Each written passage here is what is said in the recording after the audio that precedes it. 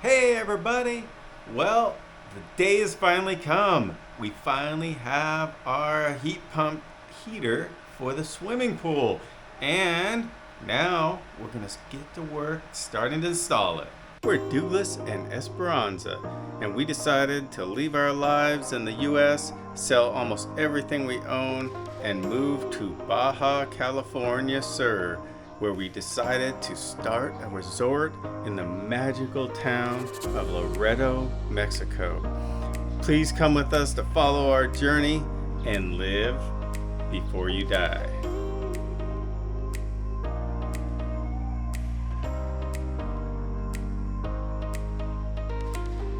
Yesterday, we finally got our heat pump delivered here to Pufferfish Villas, and I got it placed out in the pad. So I'm gonna go out and show you. I'm gonna be a little quiet because we do have guests in both villas and it's kind of early in the morning. So let's go check this out here. So here is the heat pump, and you can see it is giant. I mean, if you've seen the condensers at your house, if you have central air and have a heat pump, you can see that this thing is huge. It is 140,000 BTU, and it is a heat pump and does heat and cooling. So as you can see, that heat pump is huge. It's like 4 feet tall. It's about 3 feet by 3 feet, a little bit bigger in the footprint, and it weighs 320 pounds. So I am still, feeling my back when I stress it at all. I've been taking it easy, only doing light work, and I'm actually to the point that if I'm just doing light work, I'm pretty much okay. I don't have any pain. When I start to feel my back start to tighten up a little bit, that it's getting stressed, I usually just stop what I'm doing, back off, and let it rest. Always run it through the solar first, because you want to take advantage of basically free heating first, and then use your heating that you're going to be paying a lot of money for. So you have to play with the temperature limits and get it set up so that your heat pump isn't on until you reach your target temperature, but it's maybe on until you get within 2 or 3 degrees of your target temperature, and then your heat pump will shut off and your solar will finish it out for that day. And that's how we're trying to plan it. This heat pump is, I think, rated at 43.8 amps running. That is a lot of power at 220. That is a lot of power. The last thing that I need to put in, besides the electrical, is the bonding wire. Now let me get in here. If you remember, when we installed the pool equipment, we have a bonding wire here. This is an equipotential earth bond. It basically equalizes the ground potential between all the pool equipment and the pool. So that wire goes all the way back, hooks to all the rebar in the decking around the pool, it hooks to all the rebar in the pool, hooks to the handrail. And so that gives you a equal ground level for all the equipment and the pool. That wire needs to be hooked also to the heat pump. All right, first thing, gotta get all of this out of here so we've got room to work.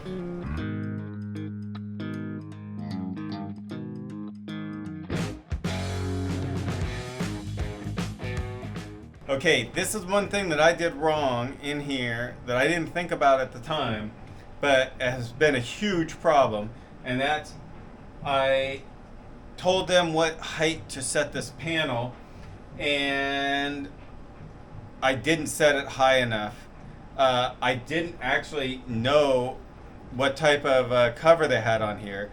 So this is actually an outdoor panel from GE, and so the cover is mounted like this because it's made to be outdoor in the rain and used in the weather. But it needs to be mounted high enough so that you don't run into it with your head when you're trying to work on the panel. And so it's been a huge pain when you're working on this.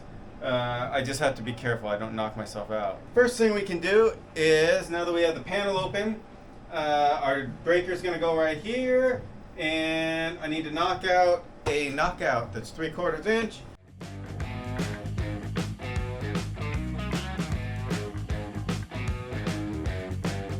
And then your liquid tight connector here, which has a rubber gasket on it to stop it, will go right in here like this. But first we want to mount it onto the liquid tight side on this side. Uh-oh, my pump is going up because we have enough heat in the panels, and so now the solar has come on to start trying to heat it, which is a good thing. That's one of the advantages of having sun almost every single day here. Now we're in the coldest part of the winter right now, and the nighttime temperatures can get down to almost 50 degrees, which really zaps a lot of heat out of the pool. We keep it covered overnight, and we by doing that we can keep the temperature. The temperature is 75 degrees of the water right now, and that's what it was this morning when we took the cover off. Right now we're kind of at an equilibrium point where we are losing about 6 degrees during the night, but then we can make up about 6 degrees during the day with the solar. So, but we can't pump it up any higher than that. So 78, 79 is about the highest that the pool gets. And that's why we need the heat pump to bump it up to that 86, 88 level that we want to keep it at. What we have to do is try to clean up this piece of metal here coming out without ripping it all the way out. It's in a spiral and it will rip all the way out. So we're going to pull it up here, cut it off with this cutter. And then we've got a pretty good cut there that we can use now to put in our liquid tight connector. So first we have to, this is basically 3 pieces, and first we have to put the nut on, and then we put the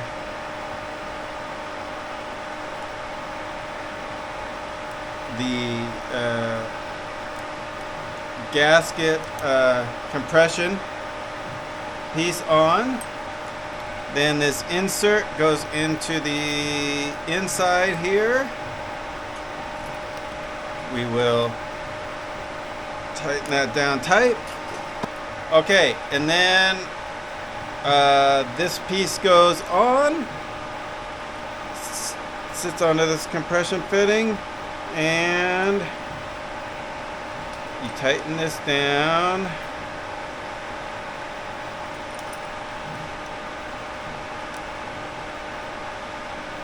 If you can get the threads to start, there we go. But basically there, that tightens down like that. And then it goes into the box. And this gasket goes up against the box, and this tightens from the inside of the box. So you have a nice, tight, waterproof connection. Okay, Esperanza had to come down and help me to get this wire through this liquid tight because it was just a long enough piece and it's big enough wire that it was difficult. But I got it through there with the help of Esperanza, and now I have the liquid tight into the panel coming up into my breaker. So we are all ready to go on this end. Now I kind of just need to wait for the guys to come and put the hole through so that I can get the electrical, and then we can get the plumbing all through and hooked up. I couldn't wait anymore for our plumber to get here and work on the heat pump. So I went ahead and knocked out the hole I need through. Brought the electrical and the bonding out. And so we are bonded and have full electrical hooked up to the heat pump out here. And everything inside is hooked up also. I'll show you that. So in here, again, have the wiring running in. That's going to be secured, but I'm waiting for the plumbing pipes to get in so we can secure them together, probably with brackets like this on the wall. And I got the breaker all in, ready to go for the heat pump. So yeah, we are good to go. Now I'm just waiting for the plumbing. I may just do it myself. I'm gonna go up and look at what I got for pipe and fittings, and possibly I may just do this myself, so we'll see. I have just decided to go ahead and finish up this installation. I already did the hard part, which I probably shouldn't have, but it worked out, which is making the hole through the concrete wall there. And so I've got all the electrical in. All I have left is the plumbing, and it didn't really make sense to pay somebody to come in here and do the plumbing. I can easily do it, and it's not gonna strain my back because the real hard part was the jackhammer and all that, and that's done. So, which Esperanza brought. Don't tell Esperanza because she doesn't know I did it yet. So anyways, I'm gonna get started this morning. I've already turned off the pool pump, and I usually open here to let some air in. You don't hear any air anymore, so most of the air is out. That's try to get all the water out of these pipes. There is a vent on the top of the solar array that will let air in to try to drain out the panels. And so all the panels should be drained. It looks like these pipes are drained, and that means that I will be able to cut them, and I won't get a whole ton of water in here.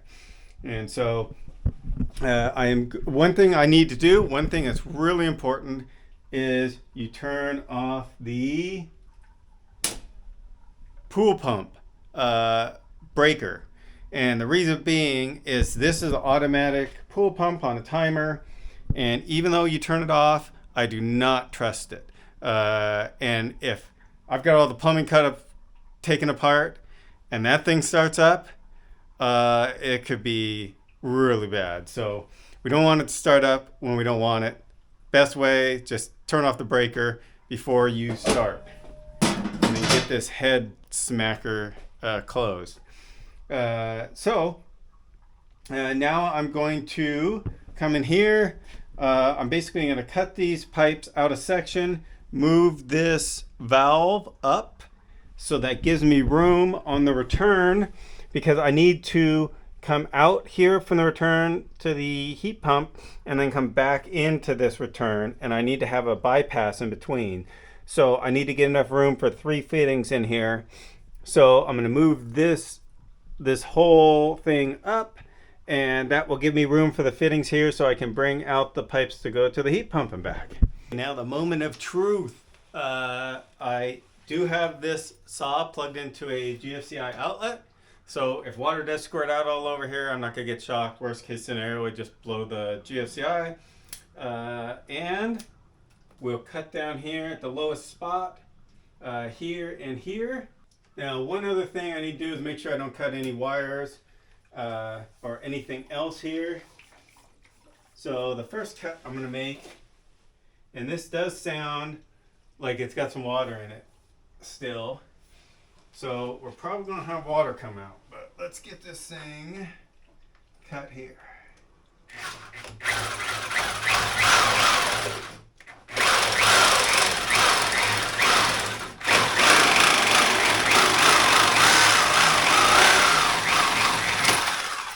Okay, no water. That's good. All right, so I already got this done. Esperanza helped me to hold the wires and everything away. And you didn't cut my arm off. And we forgot to tape it, but we cut out that section, and now we can start putting it all back together. So now I measured this down so I get the exact same cut on both sides, and then it should fit right back up and it will be all level like it was before.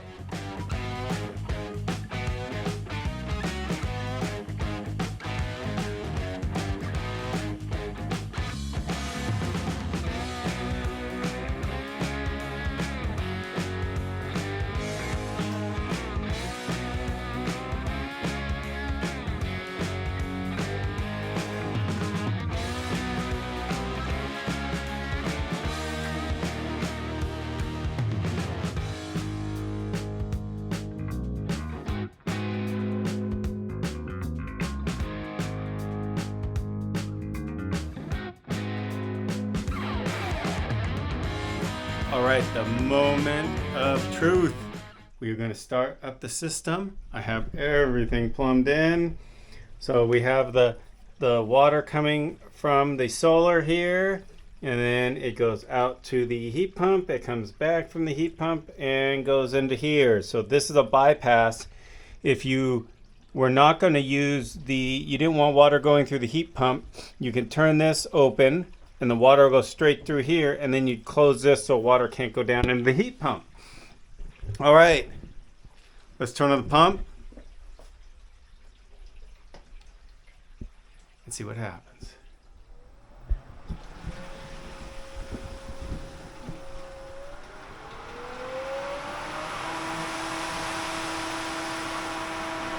This is a check valve coming down from the solar. So that's air coming out of the solar panels. The valve is set to close off this. So water comes up, goes up into the solar panels, and then comes back down through here and is going out to the heat pump now. So let's get the air out of here, and then I'm going to turn on the heat pump power. I've not powered it on yet. And because I wanted to make sure it wasn't going to go on without the water in it, in case it starts heating or something. It shouldn't. It should just come on and have to be programmed. But okay, we're up and running. The water is 77 degrees. Solar heat is on. And now we have all the air out of the system. And everything is set up and flowing correctly, it appears to. One thing I will do is this lets any air that gets into the top of the filter out. And I've got a hose that goes outside, but it was just water in there, so no worries there. So next thing is to power on the heat pump. And it didn't pop the breaker, so that's good. At least it's not a direct short. Let's go out here and see what is going on. Make sure we don't have any leaks out here either. Okay, so you can see the heat pump here. And we've got power and water coming out. This is the supply line going into the heat pump. And this is the outlet going out of the heat pump and back to the system. Okay, we got sensing water temp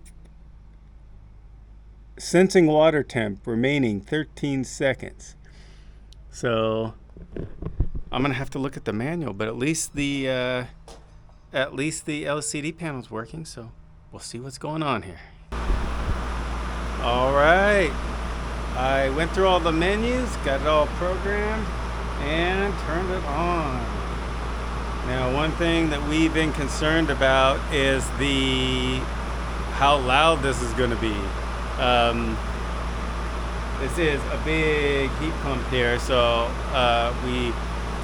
we're worried that it might be a little loud, and then we would have to do something to mask that sound. So first I'm gonna feel the outlet temperature here and see if it's hot. Not hot yet. but it is very cold coming out of the top of here. So that means that the heat pump's doing its job. It's pulling in the warm air. It's taking the heat out of it, and so the air it blows out the top here is cold. It's like an air conditioner. Okay, let's go over here by the villa and see if it is loud.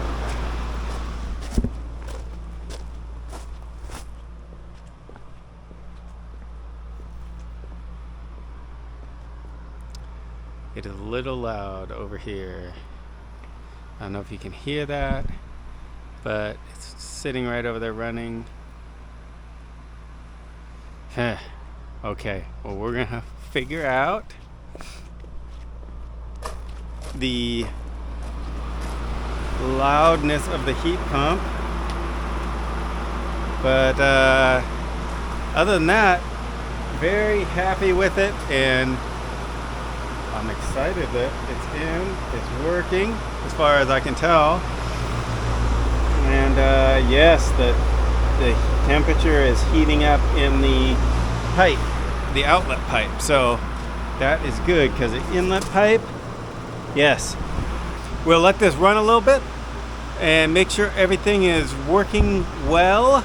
I'm gonna wait for everything to dry up inside so I can just clean up and then put everything back in there. But I think we're good to go now. And I ended up doing it all myself, so I didn't have to pay somebody to come do it. That's my exciting thing. And we will see.